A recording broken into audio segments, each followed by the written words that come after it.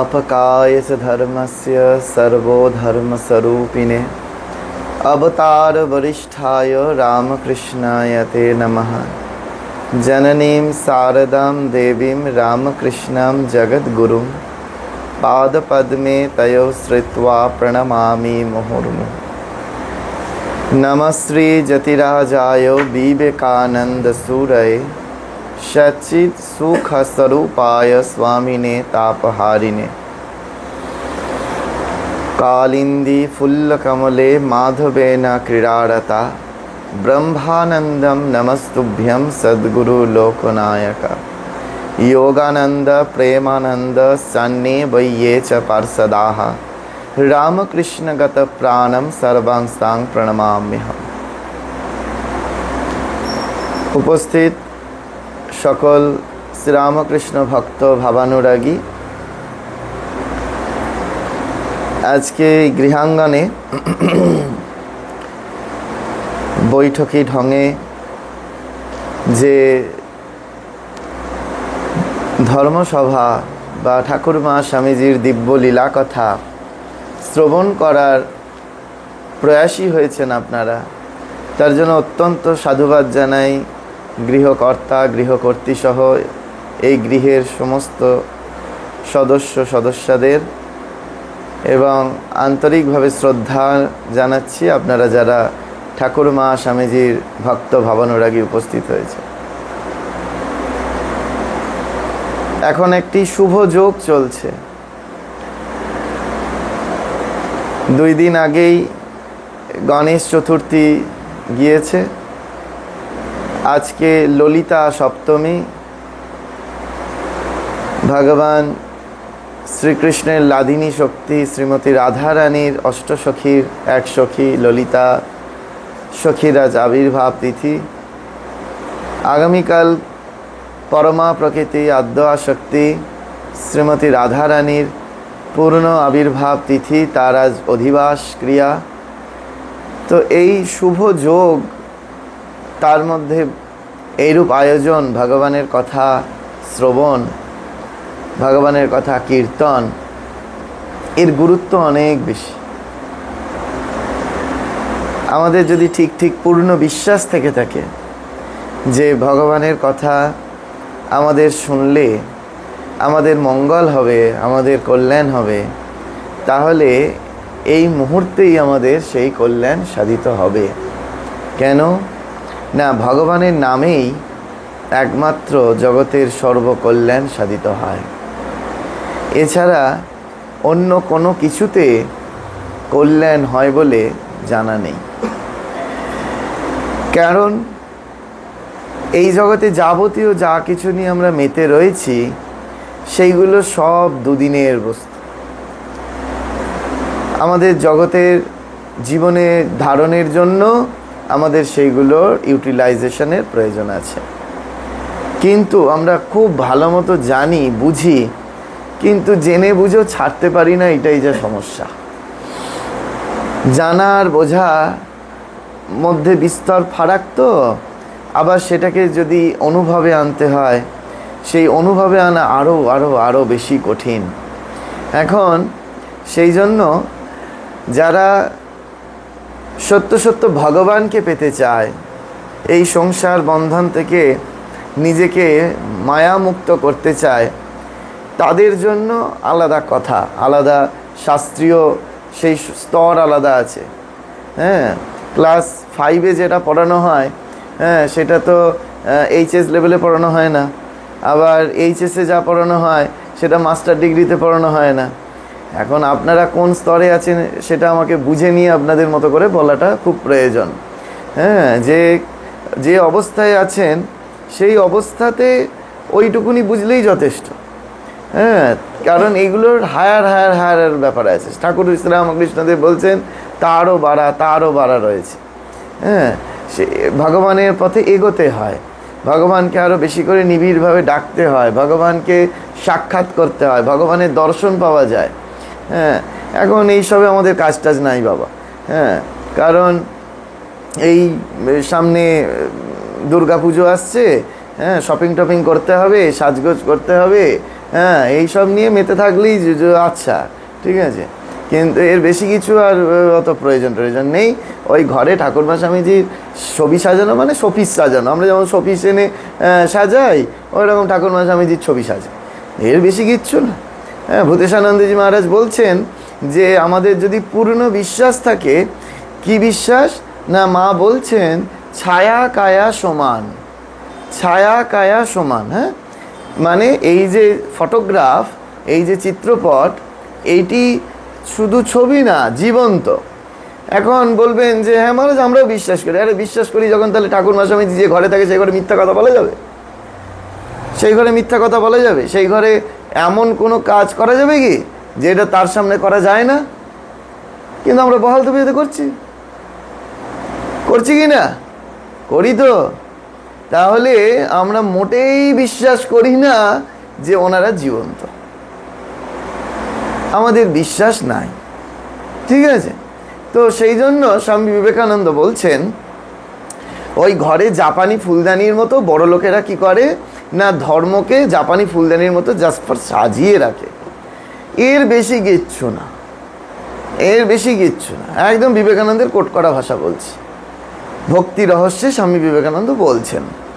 হ্যাঁ, আরও কঠিনভাবে বলা যায়, লোকে যেমন কুকুর পোষে, বিড়াল পোষে, তেমনি ভগবান পোষে। যে ভগবানকে এই একটু ঠাকুর ঘরে রেখেছে, রেখে একটুখানি পোষ্যকে যেমন খাবার দেয় সকাল দুপুর রাত, ওইরকম ভগবানকে খাবার দিচ্ছে, ব্যাস এনাফ, এর বেশি কিছু না। ভগবানকে ভালোবাসা আলাদা জিনিস। আমরা পোষ্যকে যত না ভালোবাসি, ভগবানকে তার সিকিভাগও ভালোবাসি না। আমার কাছে অনেকে এসে বলে যে মহারাজ আমার বাড়িতে পোষ্য আছে, তাই আমায় তাড়াতাড়ি চলে যেতে হবে।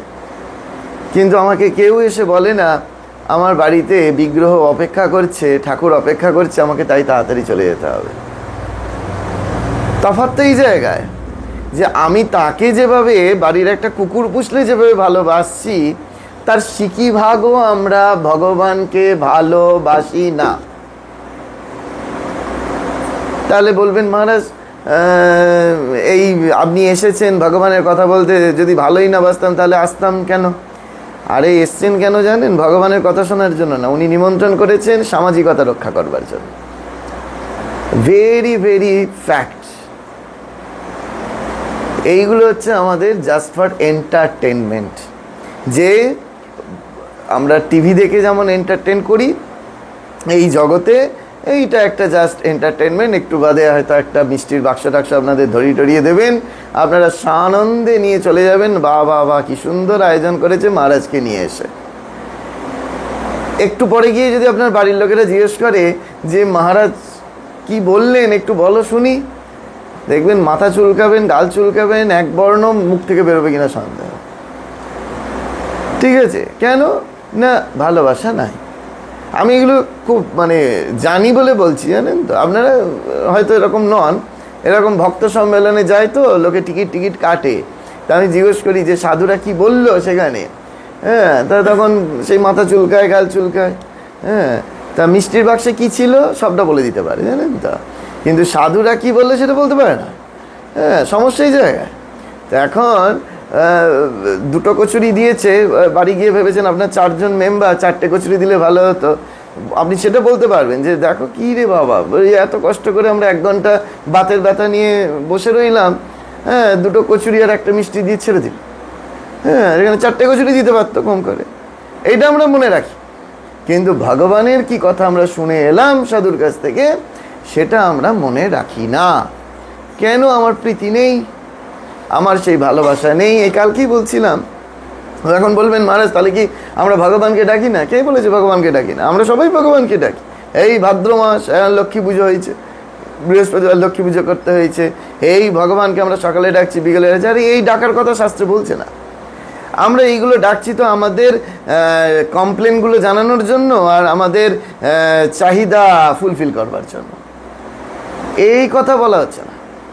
আরে যে ডাকাতে তিনি স্বয়ং আমার সামনে এসে হাজির হবেন, সেই ডাকার কথা বলা হয়েছে ভগবান শাস্ত্রে, সেই কথা বলা হচ্ছে। এখন আপনারা বলবেন যে মহারাজ আমরা তো সংসারে রয়েছি, সারা জীবন সংসার করলাম, হ্যাঁ, এই এই বুড়ো বয়সে এসে চুল পেকে গেল, এই সময় কি আর ডাকলে তিনি আসবেন? আরে একবার ডেকে দেখো না, তিনি তো শেষ সময় নিতে আসবেনই আসবেন। কিন্তু আমাদের সেই বিশ্বাস হয় কোথায়? আমাদের সেই বিশ্বাস নাই যে তিনি আমাকে শেষ সময় নিতে আসবেনই আসবেন। এই বিশ্বাসটি পরিপূর্ণভাবে পাকা এবং দৃঢ় করবার জন্য আমাদের সাধু সঙ্গের প্রয়োজন। সাধু এসে এইটি করে যে ভগবানের প্রতি তাদের বিশ্বাসের দীপশিখাটা আরেকটু উস্কে দিয়ে যায়। যে দীপশিখা এতক্ষণ ধরে জ্বলছিল, পাখা চালানোর সঙ্গে সঙ্গে নিভে গেল, সেই রকম দীপশিখা নয়। ভক্তির দীপশিখা নিষ্কম্পমান, সেখানে কোনো কম্পিত হবে না, সেখানে বায়ু চলবে না। সংশয়রূপ বায়ুর বা সংশয়রূপ বাতাস এসে সেটাকে কম্পমান করতে পারবে না সেই দীপশিখাটি। শ্রীরামকৃষ্ণদেব ভীষণ সুন্দর বলেছেন, আমি যা বলছি তার থেকে অনেক বেশি তীব্রভাবে, তীব্র ভাষায় বলেছেন। বলছেন সংসারী মানুষের ভক্তি কিরকম জানো না? সংসারী মানুষের ভক্তি তপ্ত কড়াইতে জলের ছিটার মতো। ভগবান যতক্ষণ আমাকে দিচ্ছে ততক্ষণ ভগবান ভালো, যেই মুহূর্তে দেওয়া বন্ধ হয়ে গেল ভগবান কালো। তা এখন মুশকিল তো এই জায়গায় যে আমি মন্দিরে যাচ্ছি না, এই মন্দিরে যাস না, ওই মন্দিরে ভগবান খুব জাগ্রত, জানিস তো, ওইখানে গেলে তুই সব তোর ডিম্যান্ডগুলো ফুলফিল হবে। তো আমরা এই মন্দির ছেড়ে সেই মন্দিরে যাচ্ছি, কেননা ভগবান জাগ্রত বেশি, কারণ আমার চাহিদাটা আর একটু বেশি। তো আমার চাহিদাটা আর একটু বেশি ফুলফিল করবার জন্য এখন সেই যে আমার চাহিদা পূরণার্থে ভগবানকে ডাকছি, সেই চাহিদা পূরণার্থের জন্য ভগবানকে ডাকা, সেটা কেবলমাত্র স্বামী বিবেকানন্দ বলছে দোকানদারি। দোকানে যাচ্ছেন, পয়সা দিচ্ছেন, তো আপনি নিয়ে চলে এলেন দোকান থেকে কিনে জিনিস। ঠিক সেরকম আমরাও গিয়ে একেবারে দক্ষিণেশ্বরে গেলাম, একেবারে ডালা ভর্তি প্যারা কিনলাম। মায়ের সেই প্যারা খেতে খেতে জিভ ভেজে গেছে, তবু আমরা সেই প্যারাই খাওয়াবো মাকে, তিনি খেতে চান বা না চান। হ্যাঁ, সেই প্যারা চারটি কিনে নিলাম, কিনে নিয়ে আসলে মাকে তো প্যারা দেওয়া উদ্দেশ্য না, উদ্দেশ্য তো আমার কামনা বাসনার ফর্দটা আমি ঠিক ঠিক করে বানিয়ে নিয়ে গেছি কিনা। আমি তো ওইটা ঠিক ঠিক করে বানিয়ে নিয়ে গেছি, আর যেহেতু আমি ঠিক ঠিক করে বানিয়ে নিয়ে গেছি, ওইটা আমার ওখানে ড্রপ বক্সে দিয়ে দেওয়া উচিত, তাই না? হ্যাঁ, আমরা কি করি জানেন তো, ওই ভগবানের কাছে বা সাধুর কাছে গিয়ে না, আমি এই বিভিন্ন জায়গায় যাই তো দেখি প্রণামী দিতে আসে, প্রণাম করছে। হ্যাঁ, আপনাদের শিখিয়ে দিচ্ছে, আপনারা করবেন না এরকম। হ্যাঁ, তো এরকম আগে একটা পকেট থেকে টাকার বান্সটা বার করলো। তো সেই দিন এক জায়গায় দূরে গেছি, তা টাকার বান্স বার করলো, দেখলাম 500 টাকার নোট। বললাম বাবা, তার মানে 500 টাকা দেবে, ভালো সেবা টেবা করতে পারবো। ওমা 500 টাকা সরালো, তারপর 200 টাকা। বললাম ও তাহলে 500 দেবে না, 200 দেবে বোধ হয়। তারপর 200টা সরালো, তারপর দেখলাম 100। ও বললাম তাহলে যাক কমছে আস্তে আস্তে, 100 দেবে হয়তো। তারপরে 100টা সরিয়ে দেখলাম 50, দেখলাম 50ও নয়, তারপরে 20, তারপরে 10 টাকাটা বার করে টুকুস করে প্রণামীটা দিয়ে চলে গেল। আবার এমন 10 টাকা, সেই এমন সব প্রণামী জোটে আর কি। হ্যাঁ, সেই 10 টাকাটার ব্যবহার করা যায় না, ওইগুলো আবার অন্যজনকে দিতে হয়, যে এটা দেখুন এই দর, কারণ এটা চলবে না, তো এটা সাধুকে দিয়ে দাও, এটা ভগবানের প্রণামী বাক্সে দিয়ে দাও। হ্যাঁ, দেখবেন আমাদের এটা স্বভাব আছে, জানেন তো। ওই বাসে উঠলাম আর আপনার ব্যাগে দেখবেন একটা ছেঁড়া নোট রয়েছে, বাসের দিতে সুবিধা, জানেন তো। ওই এরকম একটা সে কিরকম ভাঁজ করে না ওরা, সেই এরকম লম্বা মতো ভাঁজ করে নেয়, আপনি ওটাকে কায়দা করে ওদের মতো ভাঁজ করে নিলেন, ওটা যাতে ছেঁড়াটা আপনি যাতে চাপা দিয়ে দিলেন। এবার ওই ছেঁড়ার নোটটা বাসের কন্ট্রাক্টরকে দিয়ে দিলেন, 50 টাকার নোট দিয়ে দিলেন, আপনার বাস ভাড়া 30 টাকা, 20 টাকা ফেরত। আর আপনি একদম ওদের হাতের এরম রাখে না, হাতের একদম তাকিয়ে বসে রয়েছেন, চকচকে 20 টাকার নোটটা যেন আপনাকেও দেয়। আপনি দিচ্ছেন ছেলেটা, আর আপনি একদম প্রত্যাশা করে বসে আছেন ওই চকচকে 20 টাকার নোটটা যেন আপনাকে দেয়, আপনি ওটা পার্সে রাখবেন। জড় জগতে এটা মিললেও আধ্যাত্ম জগতে বাবা এরকম কখনো মিলবে না। আপনি যেমনটি দেবেন ভগবান আপনাকে ঠিক তেমনটি ফেরত দেবেন। আপনি ওই জন্য জানেন তো, একটা কাহিনী আছে বলি। হ্যাঁ, ওই একটা মন্দিরে ওই রোজ প্রসাদ দেওয়া হয়, জানেন তো, প্রসাদ দেওয়া হয়, কোনো কুপন টুপন নেই। তা এখন ওই সবাই যাচ্ছে, গিয়ে প্রসাদ পেয়ে চলে আসছে। আরে প্রসাদটা রান্না করতে গেলেও তো পয়সা লাগবে। তা এখন কি করা যায় না, কিছুদিন বাদে একটা ঠিক করা হলো, এটা ডোনেশন বক্স করা হবে। তাই যেমন এই বাচ্চাটা যেমন আমার মালা পড়ালো, ওরকম একটা বাচ্চা মেয়েকে এই মন্দিরের বাইরে একটা ডোনেশন বাক্স নিয়ে দাঁড় করিয়ে দিয়েছে, প্রসাদ পেয়ে যখন ফিরবে তো ওখানে কিছু ডোনেশন দিয়ে যাবে, হ্যাঁ ডোনেশন দিয়ে যাবে। তা ওই রকম যেমন এই গল্প বললাম আমার সাথে ঘটেছে, তা ওরকম এক ভদ্রলোক ওরকম পকেট থেকে বড় বড় নোটগুলো সরিয়ে একটা 10 টাকার নোট ডোনেশন বাক্সে দিয়ে চলে গেল। তা এরকম 3-4 দিন করার পরে তার খুব অনুশোচনা হয়েছে, লজ্জা লেগেছে, বলছে যে আমি এরকম মেয়েটির সামনে, বাচ্চা মেয়েটির সামনে গিয়ে এরকম নোটগুলোকে সরিয়ে একটা 10 টাকার নোট এরকম দিয়ে দিই না, আজকে আমি কি করব না, আজকে আমি 3-4 জনের পিছনে থাকাকালীন অবস্থা আমি আগে নোটটাকে বের করে নেবো। বুদ্ধি হয়ে গেছে তো, ভগবানের সঙ্গ করলে না, বলছে গীতায় ভগবান বলছেন যে তেসাম সতত যুক্তানাং ভজতাং প্রীতিপূর্বকম দাদামি বুদ্ধি যোগম তা মাম উপয়ান্তিতে। তা ভগবানের সঙ্গ করলে ভগবান আবার বুদ্ধি দিয়ে দেয়, তা বুদ্ধি দিয়ে দিয়েছে ভগবান। তা এখন ওই আগে থেকে 10 টাকাটা বার করে নিয়েছে, 10 টাকাটা বার করে নিয়ে গিয়ে ড্রপ বক্সে দিয়েছে। তখন বাচ্চা মেয়েটি বলছে, কাকু কাকু তুমি ভগবানকে কতটা দিলে সেটা ভগবান দেখেন না, পকেটে কতটা লুকিয়ে রাখলে সেটা ভগবান দেখে। ক্লিয়ার? এইটি হচ্ছে আমাদের অবস্থা, যে আমরা ঠিক এইটি করি।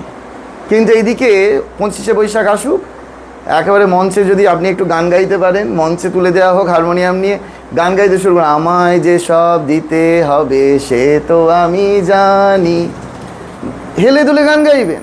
রবি ঠাকুর গিয়ে করে দিয়ে গেছেন। কিন্তু নেমে এসে যদি বলা হয় তোমায় সব দিতে হবে, তুমি তো জানো, দাও, ও বাবা ওটা তো শুধু গান, ওটা শুধু কথা, ওখানে আমার রিয়েলাইজেশনের কোনো প্রয়োজন নেই। এটা কবি রিয়েলাইজেশন করেছে, তাই কবি লিখেছে। কারণ কবি 5 বছর বয়স থেকে উপনিষদ পড়েছে রবীন্দ্রনাথ, সেই জন্য তিনি এই উপনিষদের মর্মবাণীগুলোকে উপলব্ধি করে সেই কথাগুলো লিখে গেছেন। আমাদের তো এইসব দরকার নেই, আমরা একটু গান গাইলে হাততালি পেলেই যথেষ্ট।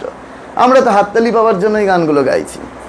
সমস্যা এই জায়গায়, আমরা বুঝি না আমরা যে জায়গায় আছি সেই জায়গা থেকে যদি উত্তরণের পথ আমাকে খুঁজতে হয়, তাহলে আমাকে নিজের জীবন যাপনের পদ্ধতিটাকে বদলে ফেলতে হবে।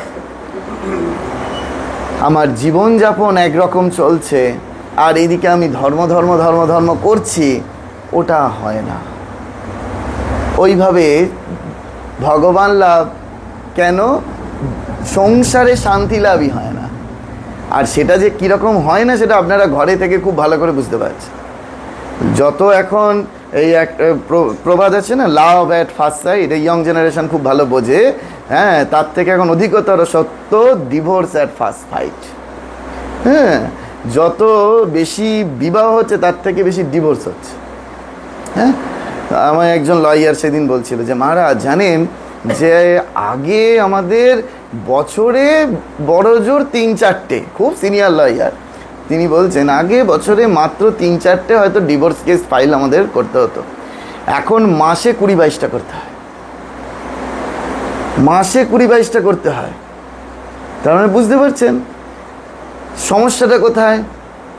সমস্যাটা হচ্ছে এই জায়গায় আমরা জানি না যে সংসার দিন যাপনে আমার জীবন প্রবাহটা কেমন করে কাটানো উচিত, কেমন করে কাটানো যায়। যত দেখবেন এইগুলো সব বেশিরভাগ হচ্ছে এই যারা সমাজের একটু হায়ার স্ট্যাটাস মেনটেন করে তাদের ঘরে এগুলো বেশি হচ্ছে। হ্যাঁ, হচ্ছে না বলুন? আমি এত ভুল কথা বলছি কি? ঘরে ঘরে আছে। আর যাদের আছে তারা আবার একটুখানি মুখটাকে লুকিয়ে নেয়, নিজেরটা চাপা দিতে চেষ্টা করে, কিন্তু চাপা দিয়ে কি হবে? কারণ আমরা তো শেখাইনি ছোট থেকে যে কেমন করে সংযত জীবন যাপন করতে হয়। ধর্ম করা তো অনেক পরে, ভগবানকে ফুল দেওয়া, মালা পরানো, ধূপ দেখানো অনেক পরে, আগে নিজে সংযত জীবনযাপন সেটাই তো আমরা শিখে উঠতে পারিনি। এই সংযত জীবনযাপনটি আমাদের ধর্মজগতের প্রথম আমাদের সূচনা করছে, তারপরে বাকি কিছু। যদি আমরা সংযতই হতে না পারলাম, এই আমার কাছে যত ইয়ং স্টুডেন্টরা আসে আমি ওদেরকে খুব করে ব্রত করার কথা বলি, একাদশী ব্রত করবে, হ্যাঁ, তারপরে ইত্যাদি ইত্যাদি, যে কালকে রাধাষ্টমী আছে রাধাষ্টমীর ব্রত করবে। কেন না? সংযত জীবনযাপন। আমি যা পেলাম তাই গোগ্রাসে খেলাম না, মাঝে মাঝে ব্রত করতে হয়, খাদ্যের সংযম আনার জন্য, যে আমি আজকের এই দিনে এইটি খাবো না। তারপরে দেখার সংযম, যে আমি এই সময় মোবাইল ফোন দেখব না, আমি এই সময় মোবাইল থেকে দূরে থাকবো, খারাপ জিনিস থেকে দূরে থাকবো। এই প্রত্যেকটি ইন্দ্রিয়ের মধ্যে সংযম যতক্ষণ না আমার আসছে, ততক্ষণ পর্যন্ত আমাদের ঈশ্বরে বিশ্বাস, ঈশ্বরে ভক্তি কিচ্ছু আসবে না। আমরা যেমন পারছি তেমন ইন্দ্রিয়কে ছোটাচ্ছি, এক সময় ইন্দ্রিয় কি করবে, আরও তার চাহিদাটা বাড়িয়ে দেবে, আরও চাহিদা বাড়িয়ে দেবে। আজকে আপনি সুন্দর করে একেবারে খুব সুসজ্জিত হচ্ছেন সেজে গুজে, সামনের বছর দেখবেন দুর্গাপুজো যখন আসবে, আপনার চাহিদাটা, যদি আপনি এবারে 2500 টাকা দামের শাড়ি কেনেন, সামনের বছর আপনার আর 2500-এ মন ভরবে না, তখন আপনাকে মনে হবে 3000 টাকা দামের শাড়ি কিনবো। খুব ফ্যাক্ট কথা বলছি। চাহিদা আপনার আস্তে আস্তে আস্তে আস্তে আস্তে উত্তরোত্তর বাড়বে। কারণ আমাকে তো সকলের কাছে আপডেটেড থাকতে হবে, কিন্তু ভগবান তিনি আমাদেরকে বলছেন, আমার গুরুদেব বলতেন বেলুড় মঠে মহারাজের কাছে যদি কেউ আসতেন, ওই বিবাহের কার্ড দিয়ে গুরু বরণ করতে হয় তো, তা বিবাহের কার্ড নিয়ে যখন কেউ আসতেন না, মহারাজ বলতেন, দেখো তোমার ছেলে আর বৌমাকে বলো যেন চাহিদাটা কম থাকে। সংসারে সুখে থাকার মূল মন্ত্র হচ্ছে এইটি, চাহিদাটা যেন কম থাকে। হ্যাঁ, আমাদের উনি আসার আগে আমি বলছিলেন যে মহারাজ সংসারে কি করে আমরা ভালো থাকবো, ভগবানকে নিয়ে থাকবো, সেটা একটু বলবেন। আমি এই জন্য সব জায়গায় গিয়ে কথাটা বলি, সংসারে যদি ভালো থাকতে হয়, সংসারে যদি শান্তিতে থাকতে হয়, সংসার যদি সুখের হতে হয়, হ্যাঁ, ওইসব বস্তা পচা যে আমাদের ট্র্যাডিশনাল টক্স, এগুলো সব চেঞ্জ হয়ে গেছে। সংসার সুখী হয় রমণীর গুণে, সব ব্যাকডেটেড হয়ে গেছে। হ্যাঁ, এখন ভাইস ভার্সা, সকলের প্রয়োজন। তো এখন ওই প্রত্যেকের দুজনেরই চাহিদা যেন কম থাকে, তবে সংসার সুখের হবে, তবে সংসারের দাবানলটা কম জ্বলবে। কিন্তু এখন তো সেটা হয় না। এখন তো সেই ছোটবেলা থেকে বাবু বাবু করে ছেলেদের মানুষ করছে। হ্যাঁ, এখন বৃদ্ধ হওয়ার পরে বাবুকে বললে বাজার যা, এখন বাবু তার বাজার যেতে শেখেনি। ছোটবেলা থেকে তো বাবু বাজার যায়নি, কোনোদিন তো বাজার করেনি, এখন বললে আর কি করে বাবু বাজার করতে শিখবে? হ্যাঁ, এদিকে তেমনি মেয়েগুলোরও তাই। হ্যাঁ, ওই ছোটবেলা থেকে কোনোদিন নিজে চা করে খেতে শেখেনি, এখন অন্য জায়গায় গিয়ে আর কি করে চা করে খাবে? সমস্যা এই জায়গায় তো, কারণ আমরা নিজেদের প্রিপেয়ার করতে জানি না, আমরা জানি না। কিন্তু দেখুন সারদা মা কি করছেন। সারদা মা আমাদের প্রত্যেকটি খুঁটিনাটি কাজ সবাইকে ছোট্ট থেকে শিখতে বলছেন। তিনি এত আধুনিক, মায়ের কাছে এসছেন, মায়ের কাছে এসে 6-7 বছরের মেয়েকে নিয়ে তার মা এসেছে সারদা মায়ের কাছে, বলছে মা এর বিয়ে দিতে পারছি না। মা রেগে গেলেন, রেগে গিয়ে বলছেন তোমাদের ওই এক, খালি পরগোত্র করে দাও আর পরগোত্র করে দাও, দাও শিগগিরই নিবেদিতার স্কুলে ভর্তি করে, কেমন লেখাপড়া শিখবে, সেলাই শিখবে। দেখুন কি আধুনিক সারদা মা। ওই বলছেন না যে ওই ধরে বেঁধে বিয়ে দিয়ে দাও, আজকের দিনে নয়, 5G'র যুগে নয়, আজ থেকে 150 বছর আগে। সেই জায়গায় দাঁড়িয়ে সিস্টার নিবেদিতা বলছেন যে এই রকম আধুনিক মহিয়সী নারী জগতে বিরল, সেই যুগে ভাবাই যায় না। সেই জায়গায় দাঁড়িয়ে মা কি বলছেন ভাবুন, যে খালি পরগোত্র করে দাও, পরগোত্র করে দাও, এ আবার কি? নিবেদিতার স্কুলে ভর্তি করে দাও, সেখানে লেখাপড়া শিখবে, নিজের পায়ে নিজে দাঁড়াবে, হাতে কলমে কত কি শিখবে, সেলাই শিখবে। এই দেখুন, এই মা স্বনির্ভর হতে বলছেন। এই স্বনির্ভরতা আমাদের ভীষণ ভীষণ ভীষণ প্রয়োজন। মা মোটেই ওই ট্র্যাডিশনাল হাউসওয়াইফ জীবন একেবারে অপছন্দ করতেন, জেনে রাখুন। তাহলে এখন বলবেন তাহলে মা কেন করেছেন? মা আমাদেরকে শিক্ষা দেওয়ার জন্য। তবে মা যে হাউস ওয়াইফ লাইফ লিড করেছেন, সেটা আমাদের পক্ষে কখনো সম্ভব হবে কিনা ভগবান জানে, তাই না? মা ওই সকালবেলা ঘুম থেকে ওঠা থেকে শুরু করে আর রাত্রিবেলা অবধি যে কাজ করতেন, সেটা ওই 10টা 5টার অফিস আওয়ারের ডিউটির থেকে অনেক কঠিন, ঠিক কি না? আমার সাথে একমত? যারা অন্তত মায়ের লাইফ হিস্ট্রি পড়েছেন জানেন যে ওই 10টা 5টার ধরা বাঁধা ডিউটির থেকে অনেক অনেক টাফ। সারা দিন মা খেটে যাচ্ছেন যে শুধুমাত্র অপরের কল্যাণের জন্য, অপরের প্রাণে শান্তি যোগাবার জন্য। আমরা কি বলি, এই গরমকালে যদি রান্নাঘরে 1 ঘন্টার থেকে আর একটু বেশিক্ষণ থাকতে হয়, বলি যা করে দিলাম, এই খেতে হলে খাও, না খেতে হলে না খাও। বলি কি না বলুন? কখনো কখনো তো বলি, যা করে দিয়েছি মুখ বুঝে খেয়ে নাও, এই পাচ্ছ তোমার ভাগ্যি ভালো, আমি চোখ বুঝলে কে দেয় তোমায় দেখি। হ্যাঁ, বলেন না? তো এখন মা ওইটি বলছেন না। মা যার যেটা পেটে সয়, মা তার জন্য ঠিক তেমনটি প্রস্তুত করছেন।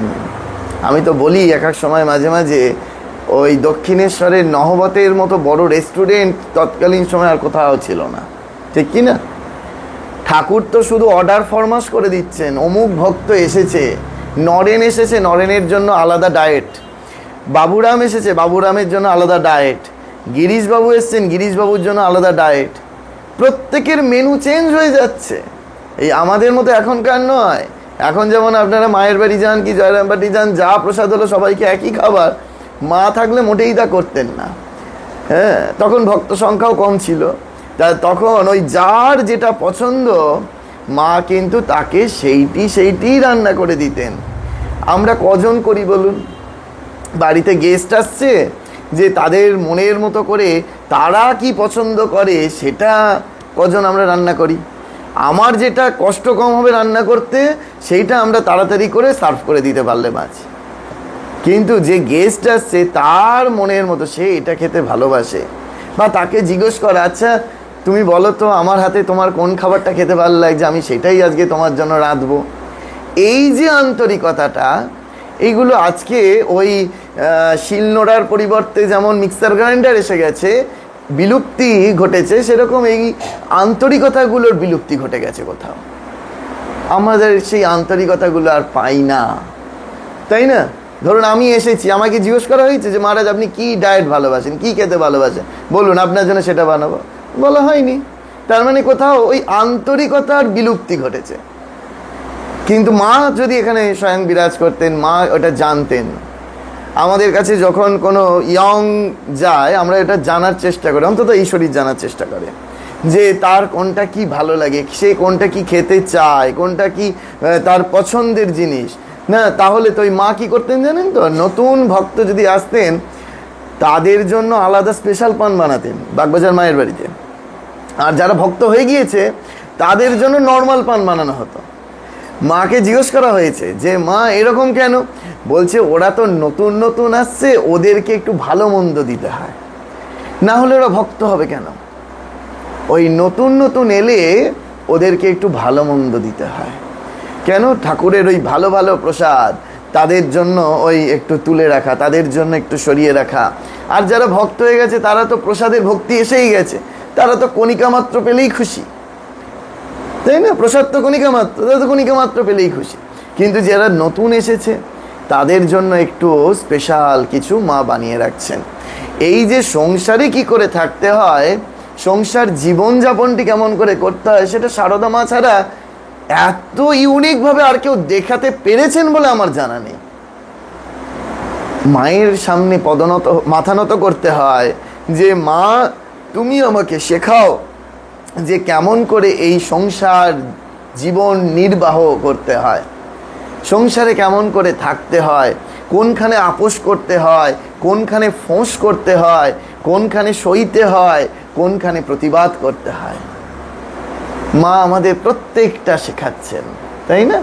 হ্যাঁ, এমনকি এই আমি তো প্রায়শই বলি, যেমন আমরা চলছি, মেয়ে মানুষরা কেমন করে চলবে, হ্যাঁ, মেয়ে মানুষরা কেমন করে হাসবে, মেয়ে মানুষরা কেমন করে জামা কাপড় পরবে, সবটা মা একেবারে করে দিয়ে গেছেন। কেন না, এইগুলোতে কি হয়, স্ত্রী গুণ বৃদ্ধি পায়। আমরা ঘটা করে বাড়িতে একদিন কোজাগরী পূর্ণিমা দিন লক্ষ্মী পুজো করলাম, আর বাকি 364 দিন দুপুর 12টা অবধি বাসি জামা কাপড় পরে বাড়ির ছেলেমেয়েরা ঘুরে বেড়াচ্ছে। হ্যাঁ, বাসি জামা কাপড় ছাড়ার বালাই নেই। হ্যাঁ, সকালে স্নান করার বালাই নেই। সকালবেলা স্নান না করেই আমি ঠাকুরের জিনিসপত্র বাজারে কিনতে চলে গেলাম। সেই বাড়িতে আর যাই হোক, স্ত্রী থাকে না।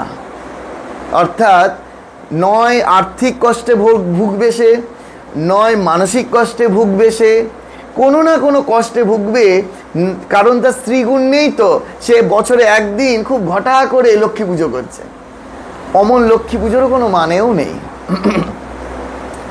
তার থেকে 365 দিন আমি যদি স্ত্রীগুণ সম্পন্ন হই, যখন বাড়ি থেকে বেরোবো স্নান না করে বেরোবোই না।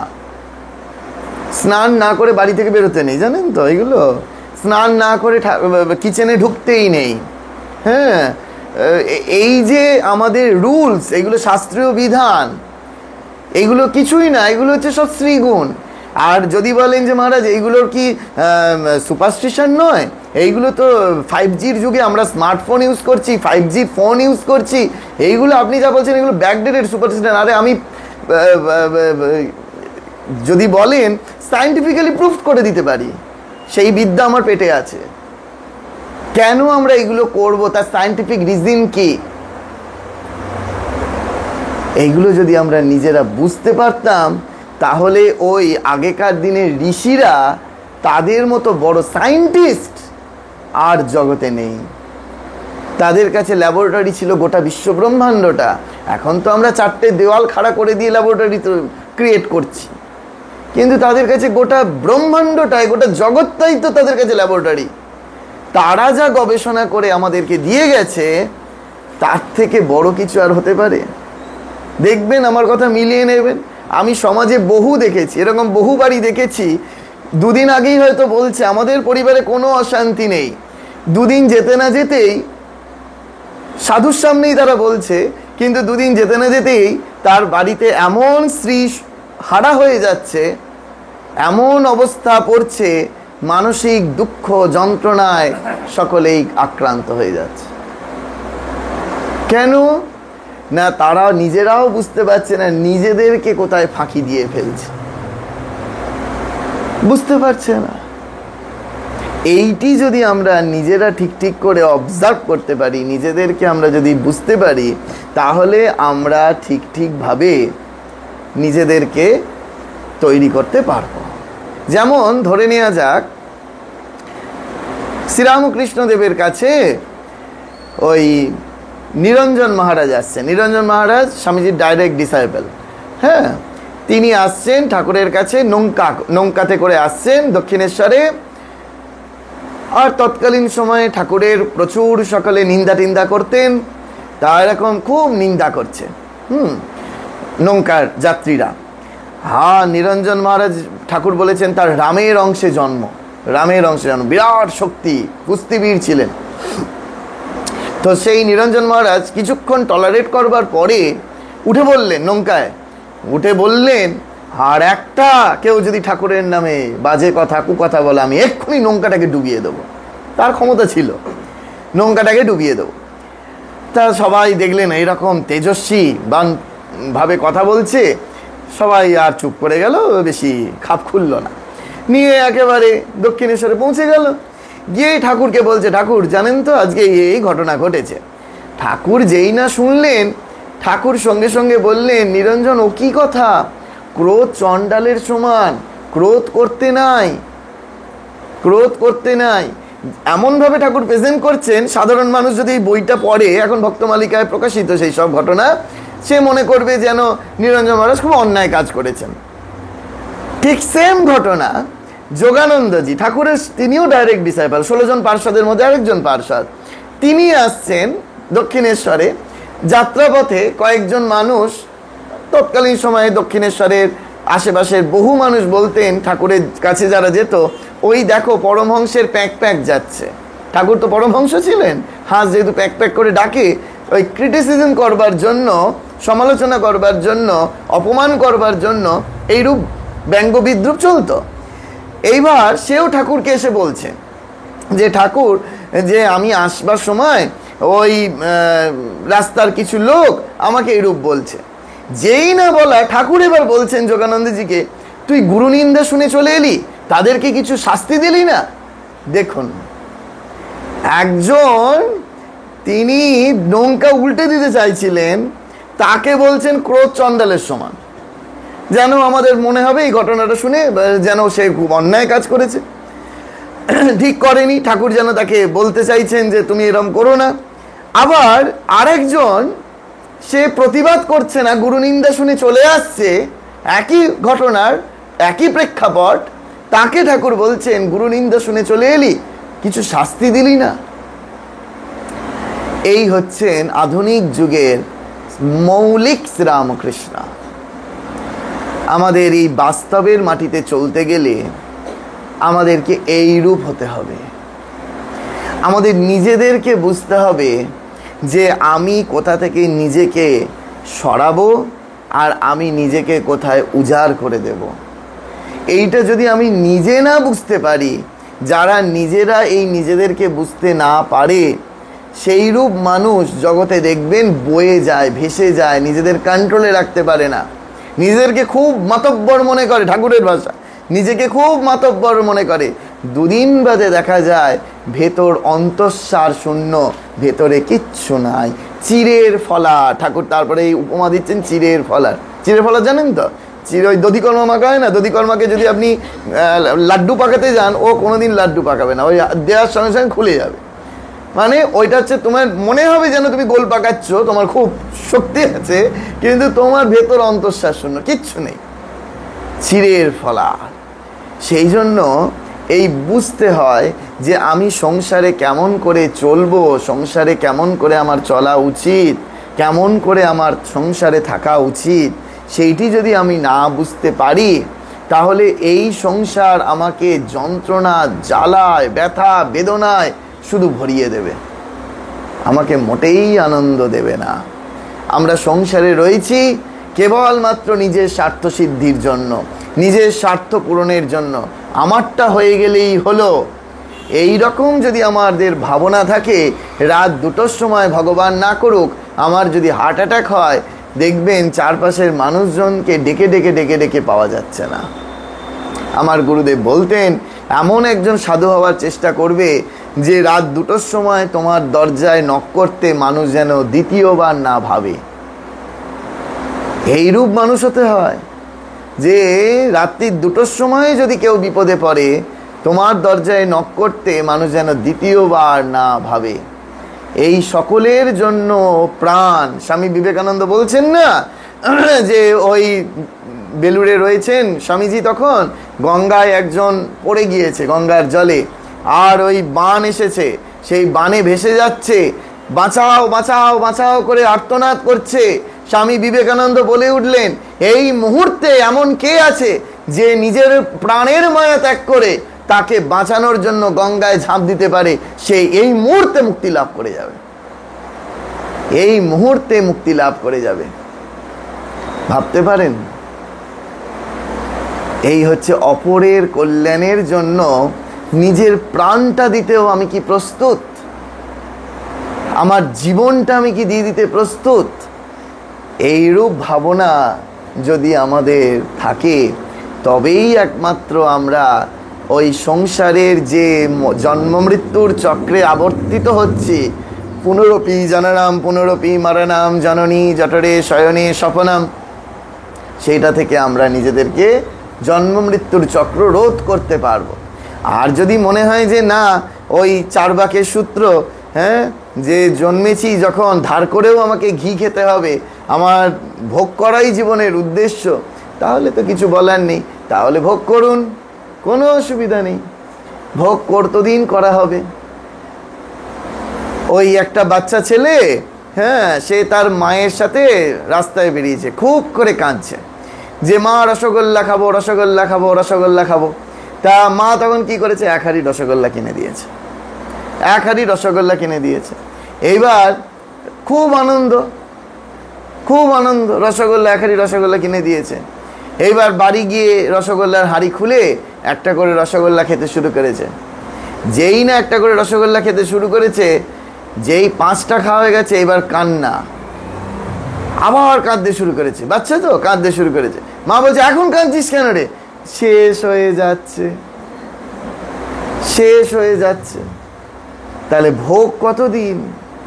ভোগ করতে করতে ভোগান্ত এসে জোটে, শেষ হয়ে যায়, আয়ু ফুরিয়ে যায়। এই আয়ু যখন ফুরিয়ে যাবে, তখন ওই আয়ু সূর্য মোর বসেছে যে পাটে, হ্যাঁ, কোথা ব্রহ্মময়ী এসো গো গো ছুটে। আয়ু সূর্য পাটে বসে চলেছে। বলা হয় শাস্ত্রে, উত্থায় উত্থায় বৌদ্ধভ্যাম কিম অদ্য সুকৃতম কৃতম আয়ুষ খণ্ডমাদায় রবি অস্ত গমিষ্যতি। সকালবেলা ঘুম থেকে উঠে এটা শুধু চিন্তা করো নিজেরা, উত্থায় উত্থায় বৌদ্ধভ্যাম। কি চিন্তা করব? কিম অদ্য, অদ্য মানে আজ, কিম অদ্য সুকৃতম কৃতম, আজকে আমি কি ভালো কাজ করছি বা ভালো কাজ করব। প্রত্যেক দিন সকালবেলা ঘুম থেকে উঠে এটা চিন্তা করো, উত্থায় উত্থায় বৌদ্ধভ্যাম কিম অদ্য সুকৃতম কৃতম। কেন চিন্তা করব? আয়ুষ খণ্ডমাদায়, আমার জীবনের আয়ুর খণ্ডিত হচ্ছে, চলে যাচ্ছে। কখন? রবি অস্ত গমিষ্যতি। এই যেমন সূর্য অস্তাচলে গমন করেছে, ওই একটি সূর্য অস্তাচলে গমন করা মানে আমার জীবন থেকে আমার একটি আয়ু, একদিনের আয়ু নিয়ে সেই সূর্য অস্তাচলে গমন করছে, তাই কি না? একদিন একটা সূর্য অস্ত যাওয়া মানে কি, আমি আপনি মৃত্যুর দিকে আরেকদিন এগিয়ে গেলাম। কিন্তু আমরা কি ভেবেছি? আমাদের যমরাজ একের পর এক নোটিশ পাঠাচ্ছে। হ্যাঁ, দেখবেন চোখের পাওয়ার বলা হয় 40+ পর বেড়ে যায়, হ্যাঁ, চশমা পড়তে হয়। আমাদের তো ছোট থেকে পড়তে হয়। তো যাই হোক, যমরাজ ছোটবেলা থেকে নোটিশ পাঠিয়ে দিয়েছে, ওই জন্য আর সংসারেই যায়নি, নোটিশটা ফলো করে নিয়েছি। তো এখন যমরাজ ফার্স্ট নোটিশ, চোখের পাওয়ার বেড়েছে, চশমা পরো। সেকেন্ড নোটিশ, দাঁতে যন্ত্রণা, দাঁত তুলতে হবে। আমার এই গত বছরই 2টো দাঁত তুলতে হয়েছে, অপারেশন করা। তো এখন সেকেন্ড নোটিশ, তারপরেই হাঁটুতে ব্যথা।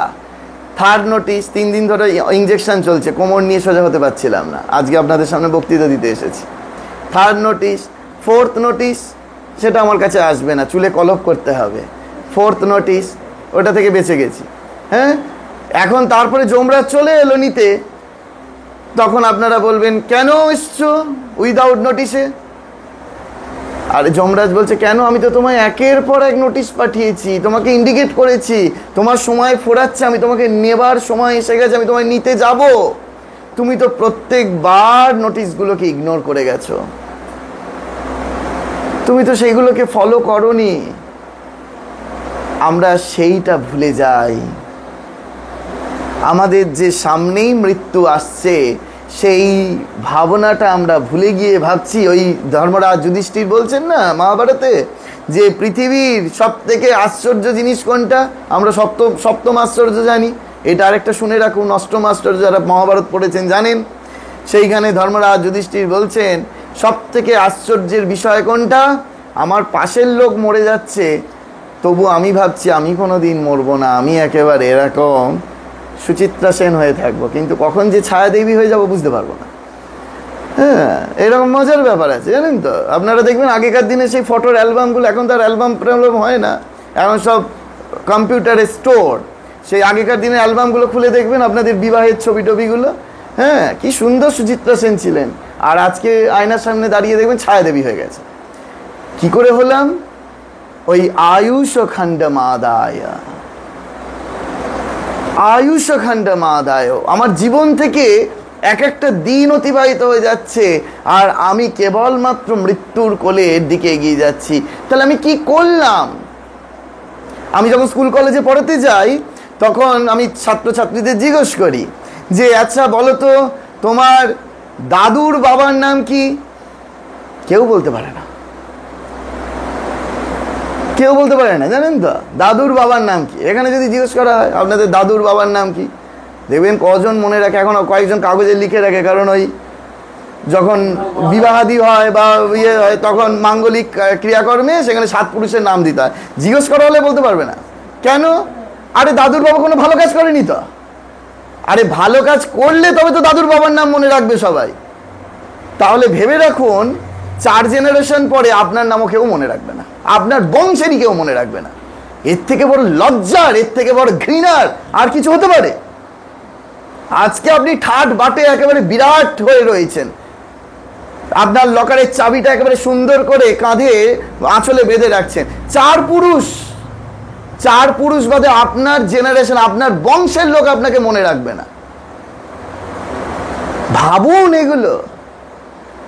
আরে ধর্ম অনেক পরে করবেন। এর থেকে বড় লজ্জার, এর থেকে বড় ঘৃণার আর কিচ্ছু হয় না। বুঝতে পারছেন? কিছু করুন, সমাজের জন্য কিছু করুন, তবে মানুষ মনে থাকবে। বলা হচ্ছে যে চলচ্চিত্যাম চলবিত্যাম চল জীবন যৌবনাম চলাচলম ইদম সর্বম কীর্তিয়স্ত সাজীবতি। চলচ্চিত্যাম আমাদের চিত্ত। আজকে যে মন নিয়ে বসে রয়েছি, ছোটবেলায় আপনারা যে মন নিয়ে এক সময় সংসার জীবন যাপন শুরু করেছিলেন, আজকে সেই মনের অবস্থা নেই আপনাদের কারোর। কতজন মানুষ এসে বলে, মহারাজ আগে যদি বুঝতাম তাহলে সংসারই করতাম না। কেন?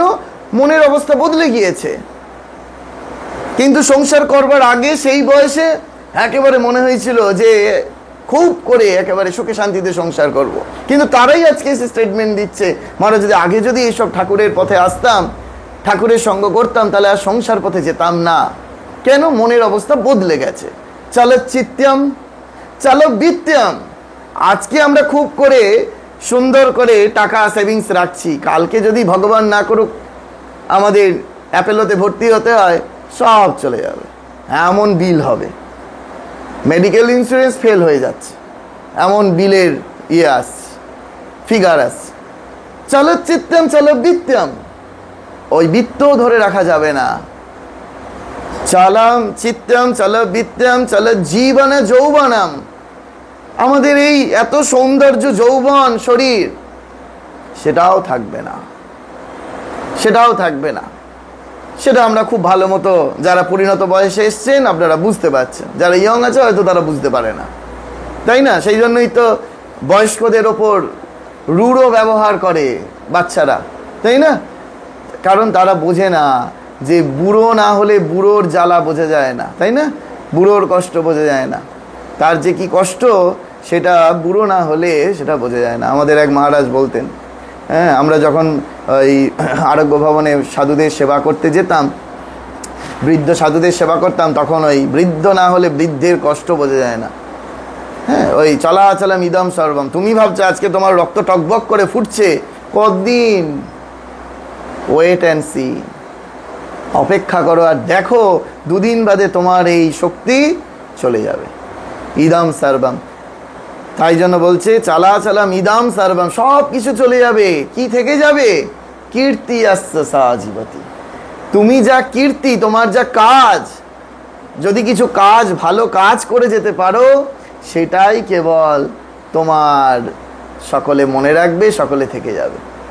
আমার প্রচুর টাকা রয়েছে, কিন্তু আমি টাকাগুলো শুধুমাত্র কেবল কক্ষিগত করে রাখলাম, তাহলে কি হবে? আমার মরে যাওয়ার পরে পাড়ার লোকেরা বলবে, বাবা একটা পাড়া থেকে কিপটে বুড়ো বা কিপটে বুড়ি মারা গেল। এর বেশি কিচ্ছু বলবে না। আর অপেক্ষা করে বসে থাকবে 13 দিনে আসপান না কি মেনু হবে। ভালোই তো পয়সা ছিল, ভেটকি মাছের পাতুরিটা করবে তো না, সেখানেও দেখবি কিপটেমি করে রুই মাছ খাইয়ে ছেড়ে দেবে।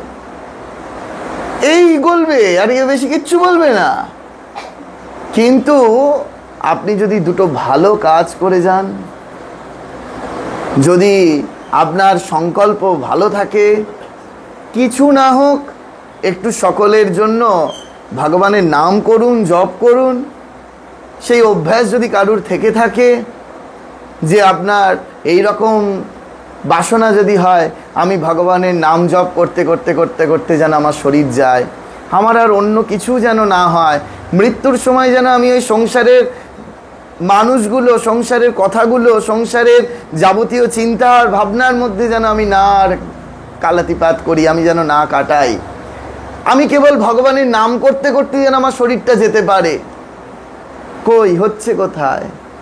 যত বেশি করে শরীর খারাপ হয় তত বেশি করে দেখবেন কাছের মানুষগুলো, আত্মীয় স্বজনদের দেখবার বাসনা আমাদের বেড়ে যায়। এই কিছুদিন আগে ৭৬ বছরের এক ভদ্রমহিলা এসছেন কলকাতা থেকে। আমি ৪ তলায় থাকি, সেই কোনো রকমে আসতে পারে না, সেই ৪ তলায় সিঁড়ি বেয়ে বেয়ে উঠেছে। কেন? এসেই আমায় বলছে, মহারাজ আমার সাথে একটু কথা বলতে পারেন? কথা বলুন না, আমি তো কথা বলতে খুব ভালোবাসি। বলছে না, আমার 2 ছেলে, 2 বৌমা, 2 জন নাতি নাতনি, কিন্তু তারা আমার কাছে কেউ থাকে না। কলকাতাতেই থাকে কিন্তু তারা পৃথক ফ্ল্যাটে থাকে, বাড়িতে কেউ থাকে না। তাদেরকে ফোন করলেও তাদের কথা বলার সময় নেই। আমি শুধু আপনার কাছে একটু কথা বলতে এসেছি। বুঝতে পারছেন? তখন আমি তাকে বললাম যে দেখুন মা, একটা কথা বলি, যে আপনি তো তাদেরকে খুব ভালোবাসেন। বলছে হ্যাঁ, খুব ভালোবাসি। আমি বললাম যে আপনি সারাদিনে কত জব করেন? বলছে বেশি করতে পারি না, বয়স হয়েছে, ইত্যাদি ইত্যাদি। আমি তখন বললাম যে আপনি একটা কাজ করুন, আপনার সারা দিনে না আপনার ফ্যামিলি মেম্বার কতজন হচ্ছে? বলছে 6 জন, 2 ছেলে, 2 বৌমা, 2 জন নাতি নাতনি। বললাম ছেলের জন্য 3 বার জব করুন, 3 রাউন্ড। বড় ছেলের জন্য, ছোট ছেলের জন্য 3 রাউন্ড জব করুন, বৌমাদের জন্য 3 রাউন্ড করুন, নাতিদের জন্য 3 রাউন্ড করুন, নাতি নাতনিদের জন্য 3 রাউন্ড করুন। এইটা সকালে করবেন, দুপুরে করবেন, রাতে করবেন। এবার তার তো এখন 1 ঘন্টার বেশি সময় চলে যাচ্ছে আসনে বসে। সকালেও সময় চলে যাচ্ছে, দুপুরেও সময় চলে যাচ্ছে, রাতে চলে যাচ্ছে। 2 দিন বাদে ফোন করে তিনি আমাকে বলছেন, মহারাজ আপনি যে আমাকে ওষুধ বলে দিয়েছেন, আমার আর ইচ্ছা করে না ওদেরকে ফোন করে কথা বলতে। আমি শুধু ওদের জন্য জপ করি, ওদের জন্য শুধু জপ করি। এই হচ্ছে আমাদের অব্যর্থ ঔষধ। কোনো প্রয়োজন নেই মানুষের সাথে ওই ফোন করে গসিপ করার, ফোন করে কথা বলা। সে আমার যতই আপনজন হোক, সে আমার নারী ছেঁড়া ধন হোক, তাও দরকার নেই। আমি কি তার জন্য ভগবানের কাছে নাম জপ করতে পারছি? কারণ আমাকে তো কেউ ওইভাবে শিখিয়ে দেয়নি, আমাকে কেউ ওইভাবে বলে দেয়নি যে আমার সংসারের মানুষগুলোর নামে নামে আমি জপ করতে পারি, সকলের মঙ্গল কামনার জন্য আমি জপ করতে পারি। আর এই নিজের জন্য ভগবানকে ডাকা, এও তো স্বার্থপরতা। অপরের জন্য ডাকো না, অপরের কল্যাণের জন্য ডাকো, অপরের ভালোর জন্য ডাকো।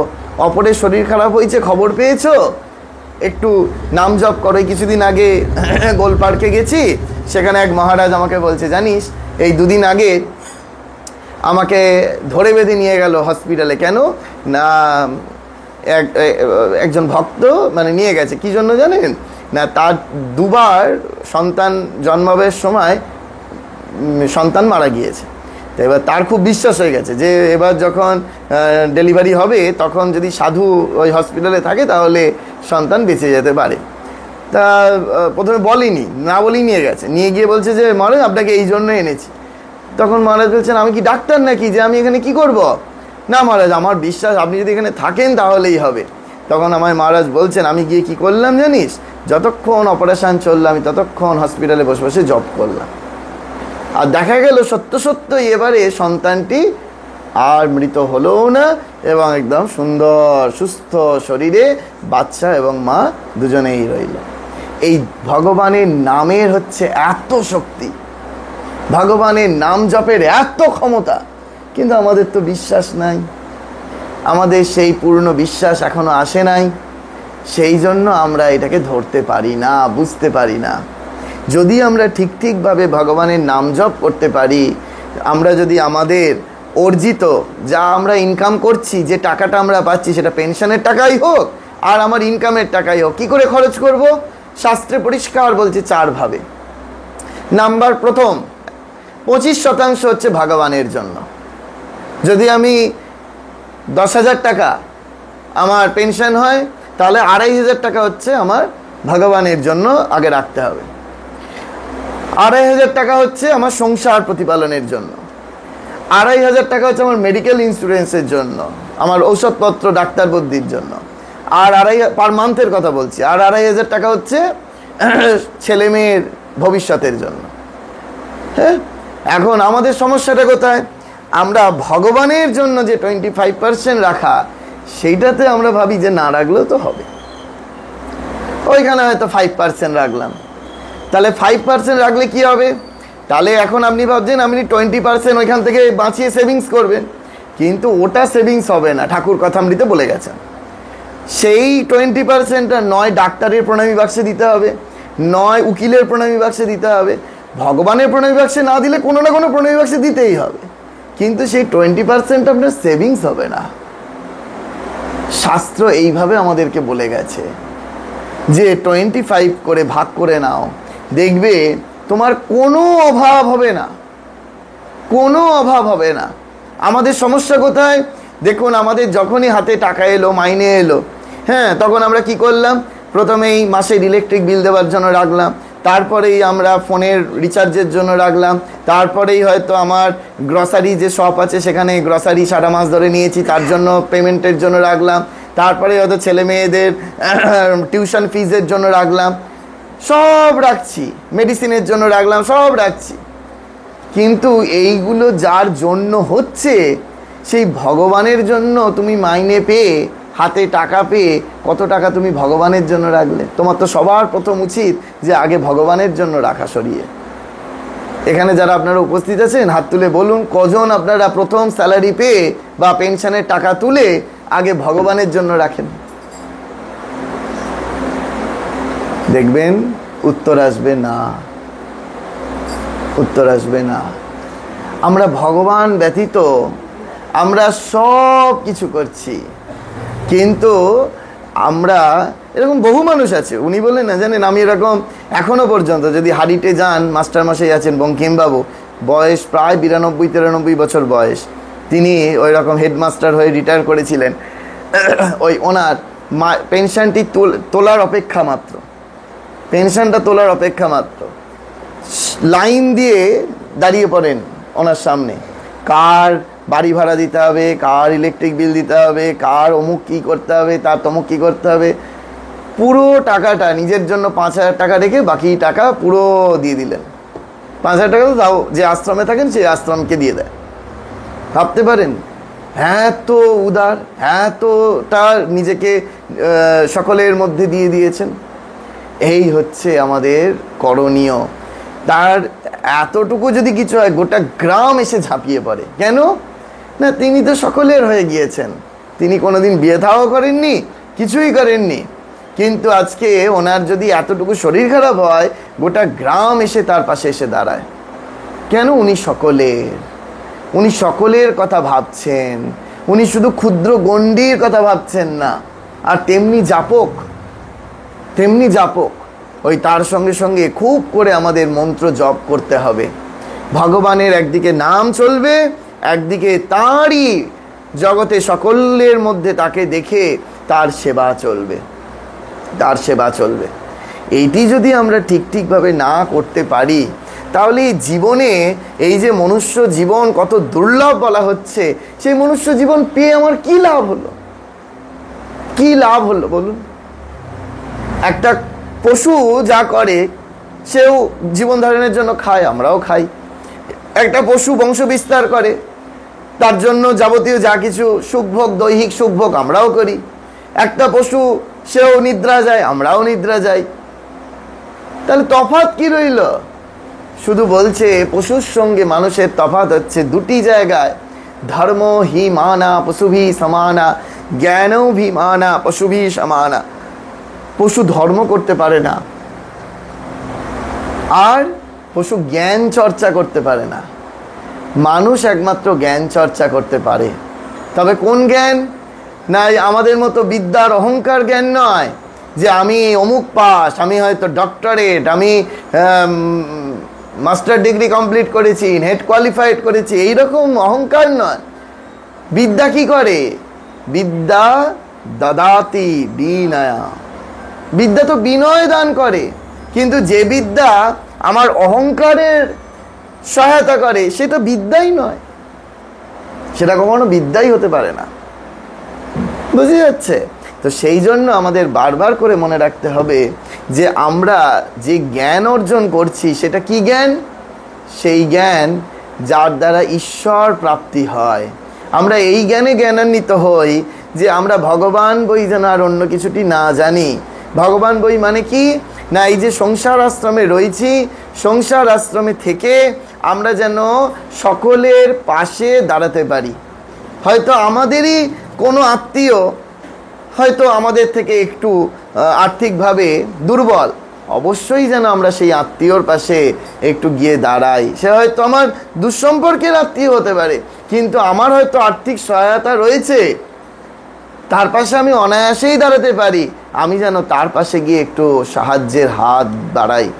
কিন্তু তাকে সাহায্য করছি বলে আমি খুব বড় হয়ে গেলাম আর আমি তাকে ছোট ভাবছি, এটা নয়। আমি তার পরমজন, আমি তার পাশে দাঁড়াবো। আমার সংসারের পাশে যেমন আমি দাঁড়াবো, তেমনি আমার আত্মীয় স্বজন, বন্ধু বান্ধব যারা রয়েছে তাদের সকলকে নিয়ে তাদের সকলের পাশে দাঁড়াবো। হ্যাঁ, তবে নিজের সচ্ছলতা রেখে। হ্যাঁ, নিজের ঘরে হাঁড়ি চললো না, অপরের ঘরে হাঁড়ির যোগান দিতে যাওয়া এটা মূর্খামি, এটা নয়। কিন্তু নিজের, আর যদি সেইরূপ অবস্থা হয়, তার জন্য মা বিধান দিয়ে দিয়েছে। কি বিধান দিয়েছে? বলছে তার জন্য জপ করো, যার আছে সে মাপো, যার নেই সে জপো। আমরা যখন করতে পারছি না তখন আমরা তার জন্য খুব করে জপ করব, খুব করে জপ করবো। এই যেমন আমরা সাধুরা, আমাদের হাতে কি আর পয়সা কড়ি থাকে? থাকে না। তো আমরা কি করি না, যখন কারুর হয়তো কোনো অসহায় অবস্থার কথা শুনলাম, তো তার জন্য খুব করে আমরা মন্ত্র জপ করতে শুরু করলাম, যে যাতে তার কল্যাণ হয়, যাতে তার ভালো হয়, যাতে তার সাংসারিক, আধ্যাত্মিক, পারমার্থিক সমস্ত একেবারে সুখ বিরাজ করে। হ্যাঁ, আমরা তাও করতে পারছি না, কিছু তো একটা করতে হবে। তো সেই জন্য আমাদের বারবার করে মনে রাখতে হবে যে আমরা যখন সংসার আশ্রমে রয়েছি, সংসার আশ্রম হচ্ছে জ্যেষ্ঠাশ্রম। জ্যেষ্ঠাশ্রম বলা হচ্ছে, আমাদের আগে গড় আয়ু ধরা হতো কত? 100, তাই না? শাস্ত্র বলছে, ঠিক আছে, 100 বছর ধরা হতো আমাদের গড় আয়ু। এখন আয়ুর পরিমাণ বেড়েছে, কারণ মেডিকেল টেকনোলজি অনেক হাই হয়েছে। আগে এত ছিল না, আগে রোগ হলে মানুষ তাড়াতাড়ি মারা টারা যেত, কিন্তু এখন মানুষ অনেক দিন বাঁচে সুস্থ শরীরে বা মেডিসিনের সাহায্য নিয়ে। মানুষ অনেক বেশি, মানুষের আয়ু অনেক বেড়ে গেছে। কিন্তু এই যে বলা হচ্ছে যে 100 বছর যদি আমরা বাঁচি, তাহলে প্রথম 25 বছর, 1 থেকে 25 বছর হচ্ছে আমাদের ব্রহ্মচর্য, স্টুডেন্ট লাইফ লিড, 1 থেকে 25 বছর। তারপরে 26 থেকে 50, এই 25 বছর হচ্ছে গার্হস্থ জীবন, যাকে আমাদের চতুরাশ্রম বলা আছে, ব্রহ্মচর্য, গার্হস্থ, বানপ্রস্থ, সন্ন্যাস। তারপরে 51 থেকে 75 হচ্ছে বানপ্রস্থ। তারপরে 76 থেকে 100 সেটা হচ্ছে সন্ন্যাস। অর্থাৎ এই যে ব্রহ্মচর্য, বানপ্রস্থ, সন্ন্যাস, এই 3টে আশ্রমকে চালনা করে গার্হস্থ আশ্রম। এই গার্হস্থ আশ্রম চালনা করছে, এই জন্য এটা হচ্ছে জ্যেষ্ঠাশ্রম। ঠাকুর বলছেন না যে 20 মন বোঝা মাথায় নিয়ে সংসারীরা ভগবানকে ডাকছে। আমরা যারা গেরুয়া পড়েছি, সন্ন্যাসীরা ভগবানকে ডাকবে, এতে কোনো বাহাদুরি নেই। কিন্তু 20 মন বোঝা মাথায় নিয়ে আপনারা ভগবানকে ডাকছেন। ঠাকুর দেখুন কত আপনাদের এনকারেজ করেছে, তবুও আপনারা ভগবানকে ডাকেন না, এইটা আমার বড় গায়ে লাগে। আরে ঠাকুর কত মানে সেই করেছেন, আমাদেরকে পাম্পিং করেছেন। হ্যাঁ, মানে মন জুগিয়েছেন কত রকম বলে, স্বামীজি এসব বলেন টলেন নি, কিন্তু ঠাকুর বলেছেন। কিন্তু তবু আমরা ভগবানকে ডাকতে চাই না, তবু আমাদের ওই অলসতা কাটে না। এই আজকেই সকালে ভিডিও হচ্ছিল, বলছিলাম আলস্য নিদ্রা সকলকে না আসে, চোরকে না আসে কাশি, হাসি খুশি সন্ন্যাসিকা না আসে, বাবাজিকা না আসে দাসী। আমাদের অলসতা এমনভাবে গ্রাস করেছে যে আমাদের সব কিছু নাশ হয়ে যাচ্ছে। হ্যাঁ, একবার যদি আমরা বিছানায় উঠে পড়ি আর যদি এসিটা চালিয়ে কম্বলটা নিয়ে নিই, তাহলে তো আর উঠে জব করব, আরেকটু শুই, জব করার কথা আমরা ভুলেই যাব। আর বেশি চালাকি যারা করে না, তারা বলে আমরা তো শুয়ে শুয়ে মনে মনে জব করছি। এটা তো আরেক ধরনের বুদ্ধিমানের ব্যক্তি, ওতে কিচ্ছু হয় না বাবা, বুঝতে পেরেছেন? হ্যাঁ, তো সেই জন্য আমাদের বারবার করে মনে রাখতে হবে যে আমরা যদি কসরত না করি, হ্যাঁ, একটু ঘাম না ঝরাই, তাহলে ভগবান লাভ কেন, কোনো জাগতিক কাজই সম্পন্ন হবে না, আর ভগবান লাভ করতে গেলে তো আরো বেশি বেশি করে ঘাম ঝরাতে হবে, তাই না? এই মাঝে মাঝে কি করতে হবে, এরকম আমার খুব ভালো লাগে যে এনার সাথে পরিচয় হওয়ার পরে মাঝে মাঝেই এরকম ভক্ত সমাবেশে আপনারা আমাকে ডাকেন, আজ এর বাড়ি, আর 2 মাস বাদে আবার তার বাড়ি। হ্যাঁ, এখানে অনেকেরই মুখ চেনা, আমি জানি যে তাদের বাড়ি গেছি। এইরূপভাবে যদি আয়োজন করেন, ভক্ত সেবা করেন, এও বিরাট কাজ, বিরাট কাজ, যে ভক্তদের একটু মাঝে মাঝে সেবা দেওয়া, হ্যাঁ, ভগবানের কথা বাড়িতে হওয়া। হ্যাঁ, আমরা এগুলো হয়তো বুঝি না, যে এই যে ভগবানের কথা 1 ঘন্টা হয়ে গেল, এখনো পর্যন্ত ভগবানের কথা হচ্ছে। এই ভগবানের কথার কি অমোঘ শক্তি।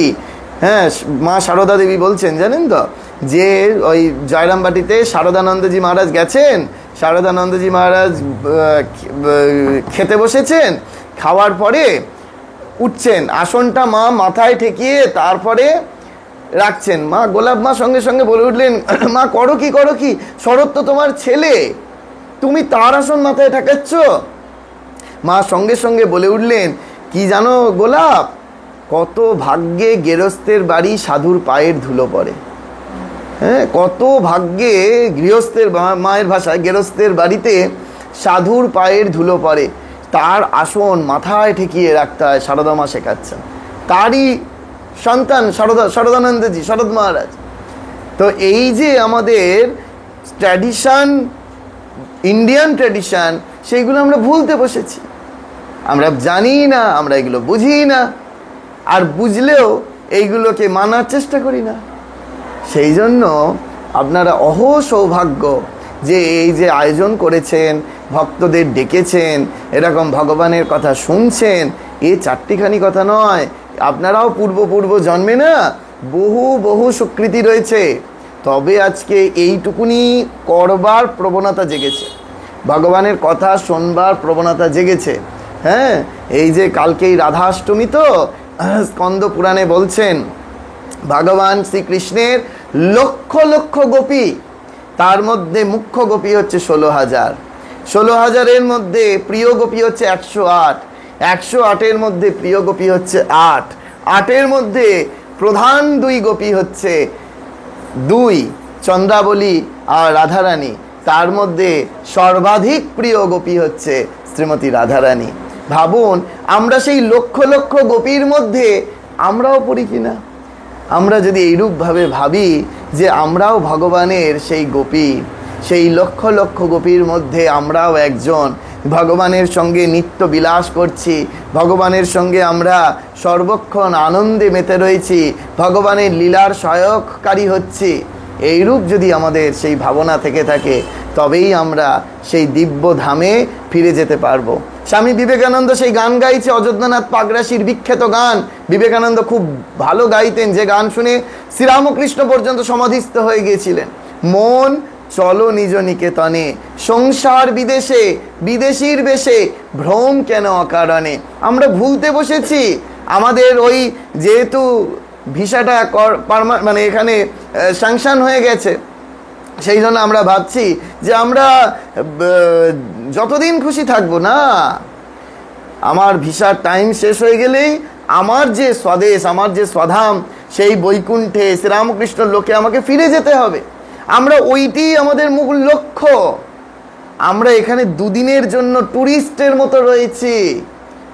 এই যে বাড়ি, যতই এই বাড়ির দলিল আমার নামে থাকুক না কেন, কিন্তু মনে করতে হবে আমি চোখ বুঝলে এই দলিল সঙ্গে নিয়ে মোটেই যেতে পারবো না। আমি খুব মজা করে বলি, পুরুষরা জানেন তো, রাগ করবেন না, শ্বশুর বাড়ি থেকে দেখবেন বিবাহের সময় একদম সোনার আংটি দেয়, সারা জীবন পরে থাকলো, কিন্তু যখন ওই আগুনে ঢোকাচ্ছে না, হেই দাঁড়ো দাঁড়ো দাঁড়ো, ওই বাবার হাতের আংটিটা খুলে নিতে বাকি আছে, আংটিটা টেনে খুলে নিল, তারপরে আগুনের মধ্যে ঢোকাচ্ছে। তাহলে শ্বশুর বাড়ির আংটিটা দিচ্ছে না গো, তাহলে তুমি কি করে ভাবছো যে এইগুলো সব তোমার? সেই জন্য সজাগ হও, সচেতন হও।